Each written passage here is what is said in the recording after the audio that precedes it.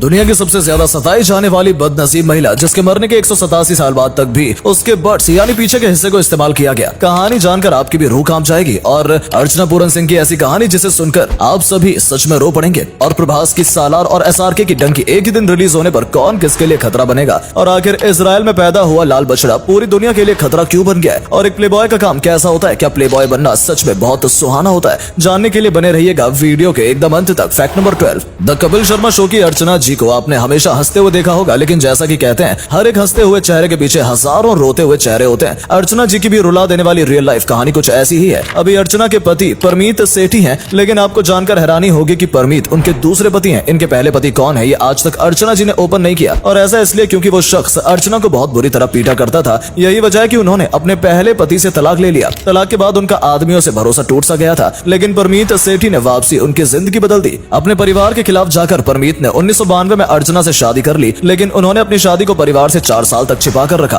और जब परमीत ने अर्चना से शादी की बात की और घर पर खुलासा किया तो परिवार वाले एक तलाकनुमा लड़की से शादी करने की वजह से बहुत नाराज हुए। उन्होंने कई महीनों तक अर्चना से बात तक नहीं की, लेकिन धीरे धीरे सबने अर्चना को स्वीकार ही कर लिया और आज अर्चना परमीत के साथ खुशहाल जिंदगी जी रही है। फैक्ट नंबर 11, प्रशांत नील जैसे दमदार डायरेक्टर और प्रभास जैसे होनहार हीरो की सालार और हमारे किंग खान की डंकी मूवी दोनों ही रिलीज डेट क्लैश कर चुकी हैं। ये दोनों ही मूवी 22 दिसंबर 2023 को थिएटर में धूम मचाने के लिए तैयार हैं, लेकिन दो बड़ी फिल्में का एक ही दिन लॉन्च होना क्या खतरे की बात नहीं है? इस रेस में सालार या डंकी कौन सी मूवी जीतेगी और कौन डूब जाएगी? देखिए, एक साथ रिलीज होने पर बेशक ये दोनों मूवी एक दूसरे की कमाई पर इफेक्ट डालेंगे, लेकिन सालार का क्रेज रॉकिंग स्टार यश की ब्लॉकबस्टर मूवी KGF चैप्टर 3 की वजह से पीक पर है। यही वजह है कि सालार मूवी के डूबने के चांसेस बिल्कुल नहीं है, लेकिन वहीं किंग खान का क्रेज भी पूरे भारत में छाया हुआ है। तो चाहे सालार हो या डंकी, दोनों ही मूवीज के सुपर डुपर हिट जाने के पूरे चांसेस हैं। फैक्ट नंबर 10, ये एक ऐसी बदनसीब महिला की सच्ची कहानी है जिसे जिंदगी भर तंग किया गया, उसके जिस्म की नुमाइश की गई और मरने के 187 साल बाद भी उसको कफन नहीं दिया गया। साउथ अफ्रीका में 1789 में जन्मी सारा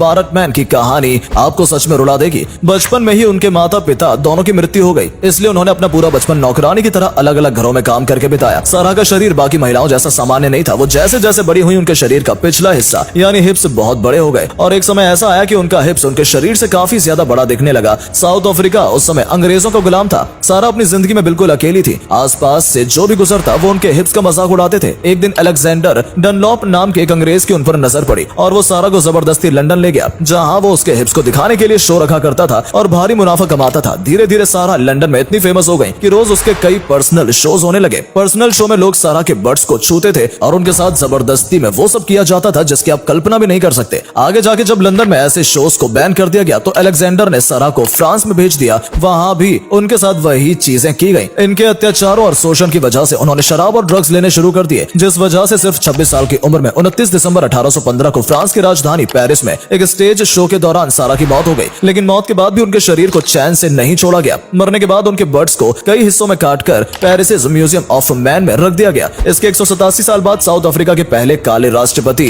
नेल्सन मंडेला की वजह से सारा के शरीर को कफन नसीब हुआ। फैक्ट नंबर 9, एक समय ऐसा था जब शिल्पा शेट्टी और अक्षय कुमार एक दूसरे के प्यार में थे और यहाँ तक कि उन दोनों की शादी के प्लान्स भी बन चुके थे। लेकिन फिर ऐसा क्या हुआ कि शिल्पा शेट्टी ने अक्षय को अपनी जिंदगी से बाहर निकाल फेंका। Actually Akshay Kumar double game खेल रहे थे। वो शिल्पा शेट्टी के साथ साथ ट्विंकल खन्ना को भी डेट कर रहे थे और जब ये बात शिल्पा को पता चली तो उन्होंने अक्षय कुमार के साथ सारे रिलेशन तोड़ दिए। इसलिए धड़कन मूवी के बाद शिल्पा शेट्टी और अक्षय ने अभी तक साथ काम नहीं किया और शायद इन दोनों के मनमुटाव की वजह से धड़कन 2 भी नहीं आएगी। फैक्ट नंबर 8, दुनिया में किसी भी देश में मुसलमानों के बीच एक बात कॉमन है कि हर एक मुसलमान अपनी जिंदगी में एक बार मक्का में जाकर नमाज और हज करना चाहता है और भारत के प्रसिद्ध गायक मोहम्मद रफी की भी यही ख्वाहिश थी। लेकिन जब वो पहली बार मक्का गए तो उन्हें हज करने के साथ साथ मक्का में अजान देने का भी मौका मिला। उस दिन उनकी सुरीली आवाज में अजान सुनकर सभी लोगों का दिल बाग बाग हो गया। आप उनके द्वारा दी गई अजान इस वीडियो में साफ सुन सकते हैं। फैक्ट नंबर 7, नायदर अली और मौलाना तारिक जमील के पॉडकास्ट की एक ऐसी बात जो आप लोगों को हैरान कर देगी। नायदर ने मौलाना तारिक से पूछा कि हमें कितनी शादी करनी चाहिए, क्या एक से ज्यादा शादी जायज है? इस बात पे उन्होंने जवाब दिया, वो आप सुन सकते हैं। एक तो मेरी जिंदगी बहुत मसरूफ थी,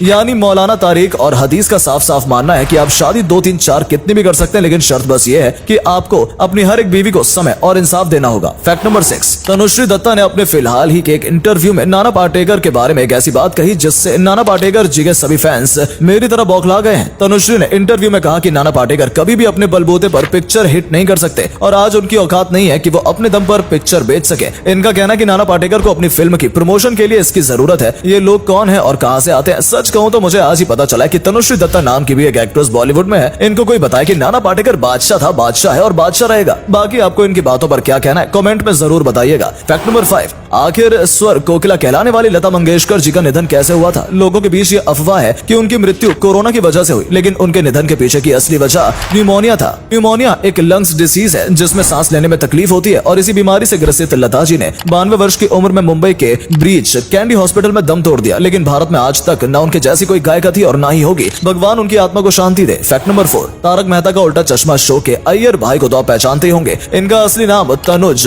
महेश बड़े है। ये शो में जितने खुश दिखाई देते हैं, असल जिंदगी में ये उतने ही ज्यादा दुखी हैं। हाल ही में उन्होंने अपने एक इंटरव्यू के दौरान बताया कि लोगों को ये पता है कि तारक मेहता वाले शो में अय्यर भाई की शादी नहीं हो पा रही है, लेकिन उनको ये नहीं पता कि असल जिंदगी में भी वो शादीशुदा नहीं है। इसकी वजह यह है कि वो दिखने में उतने अट्रैक्टिव नहीं लगते। लोग जब भी उन्हें रास्ते में मिलते हैं तो सब उनसे ये पूछते हैं कि बबीता कैसी है। कोई ये नहीं पूछता कि तनुज महेश बड़े आप कैसे हैं। फैक्ट नंबर 3, क्या सच में मक्का मदीना के काबा शरीफ की वजह से दुनिया घूम रही है और बिना काबा के दुनिया घूमना बंद कर देगी? हाल ही में ये बात सोशल मीडिया पर बहुत फैल रही है। सच्चाई यह है कि आपने चाहे किसी भी यूट्यूब चैनल या फेसबुक पेज से बात सुनी हो, लेकिन ये बात बिल्कुल गलत है। ऐसा कोई भी रिसर्च नहीं की गई है जिससे प्रूफ हो सके कि काबा और धरती के घूमने के बीच कोई संबंध है, और साथ ही साथ कुरान और हदीस में भी ऐसी कोई बात नहीं लिखी गई है। फैक्ट नंबर 2, पिछले 2000 सालों में पहली बार इसराइल में लाल बचिया मिला है। ये लाल बचिया दुनिया के अंत का संकेत है। ईसाई और यहूदी धर्म ग्रंथों में लाल बचिया का पैदा होना दुनिया के सर्वनाश का संकेत है। इसराइल के जेरूसलम बेस्ड टेंपल इंस्टीट्यूट ने लाल गाय के बछड़े के पैदा होने की जानकारी सबसे पहले दी थी और उनके मुताबिक वो अभी इस बछड़े पे इन्वेस्टिगेशन कर रहे हैं कि क्या ये सच में पूरी तरह से लाल है या नहीं। कई लोग डरे हुए हैं और कह रहे हैं कि ये बड़े बड़े देश एक दूसरे से लड़कर दुनिया को खत्म करने वाले हैं, लेकिन अभी के लिए ये सिर्फ एक भविष्यवाणी है। फैक्ट नंबर 1, आखिर प्लेबॉय का काम कैसा होता है और काम ये क्या लीगल है? ये काम दूर से देखने में जितना सुहाना लगता है, पास से उतना ही जानलेवा और खतरनाक है। एक प्लेबॉय के तौर पर आपको कई बार अपने से 3 गुनी उम्र वाली औरतों से भी मीटिंग करनी पड़ती है। साथ ही में अगर आपने उन लड़कियों से मीटिंग किया जिनके पास सेक्सुअली ट्रांसमिटेड डिसीज है, तो आपके शरीर में रोज नई नई बीमारियां जैसे एड्स,